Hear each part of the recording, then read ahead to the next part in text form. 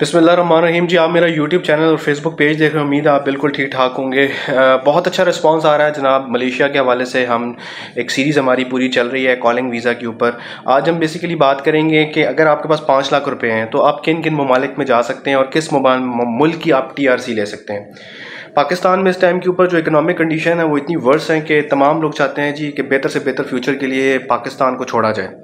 और अगर आपके पास 5 लाख रुपए हैं तो आप किस मुल्क के TRC को लेके अप्लाई कर सकते हैं और TRC लेके आप जाके उस मुल्क में रह सकते हैं। यूरोप का एक ऐसा मुल्क जिसकी आज हम बात करेंगे। अगर आपके पास 5 लाख रुपए हैं उसमें आपका टिकट भी शामिल है, आपका वीज़ा प्रोसेस भी शामिल है, सारे डॉक्यूमेंट शामिल है, तो आप आसानी से उस मुल्क में जा सकते हैं। आपको थोड़ी सी ट्रैवल हिस्ट्री भी आपकी बन जाएगी और आपको बहुत फ़ायदे होंगे।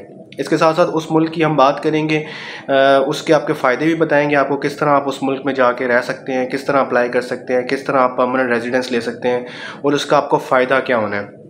सबसे पहले हम ये बता दें कि जो पाकिस्तान से जाने का तरीका है वो आपके पास मलेशिया है या UAE है, वहीं से आप जो हैं वो एक यूरोपियन कंट्री को जा सकते हैं। लेकिन यूरोपियन कंट्री का एक ऐसा मुल्क, शेंजन कंट्री का ऐसा मुल्क पुर्तगाल है, जिसके बारे में हम आपको आज बताएंगे और पूरी डिटेल के साथ बताएंगे कि आपको क्या फ़ायदा हो सकता है, आप किस तरह एंटर हो सकते हैं उसमें, 5 लाख रुपए में कैसे एंटर हो सकते हैं, जिसमें आपका टिकट भी शामिल है, आपका वीज़ा भी शामिल है, आपकी तमाम चीज़ें शामिल हैं। आपका सिर्फ और सिर्फ 5 लाख रुपया लगेगा।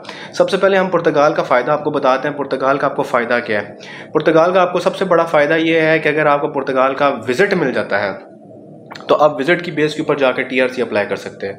देखें, हम मलेशिया की बात करते हैं तो मलेशिया में आप अगर विज़िट पे जाते हैं तो आप कभी भी कॉलिंग वीज़ा नहीं ले सकते। लेकिन पुर्तगाल एक ऐसा मुल्क है जिसकी बेस के ऊपर आप जाके TRC अप्लाई कर सकते हैं और TRC आपको मिल भी जाता है। इनिशियली 1 साल का होता है लेकिन वो एक्सटेंडेबल होता है।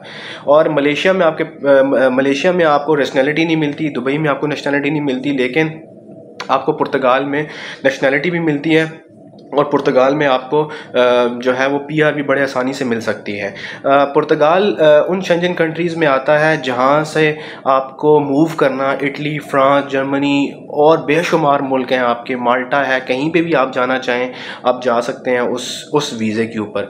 आपको करना क्या पड़ेगा, अब हम बात कर लेते हैं हम पुर्तगाल में एंटर कैसे होंगे। देखें, सबसे पहले आपको पुर्तगाल का विज़िट वीज़ा अप्लाई करना पड़ेगा। ऑनलाइन वीज़ा आपको मिल जाता है और अगर आपको लेट्स सपोज पुर्तगाल का वीज़ा नहीं मिलता विज़िट, तो पुर्तगाल का विज़िट वीज़ा आपको नहीं मिलता तो आपको किसी भी मुल्क का वीज़ा मिल जाता है।